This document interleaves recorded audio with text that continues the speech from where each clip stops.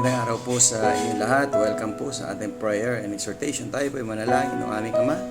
Muli po kami nagpapasalamat sa buhay na ipinagkaloob niyo sa amin upang makapaglingkod, upang maipahayag ang aral mula sa inyong salita at nawa ang bawat pamilyang Pilipino ay tumanggap kay Jesucristo na maging kanilang Panginoon at tagapagligtas sa araw na ito sa pangalan ni Jesus. Amen.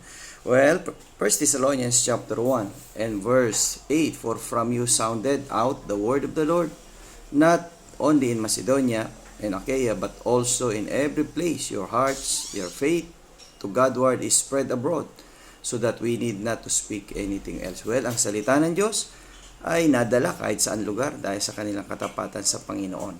Nawa tayo rin, tayo sa ating katapatan sa salita ng Diyos ay maging daluya din tayo ng kaalaman sa bawat tao na madala natin na si Jesucristo ay tagapagligtas para sa mga tao na hindi pa nakakilala sa Panginoon. Okay? See you again tomorrow sa ating Strong Family Prayer and Exhortation.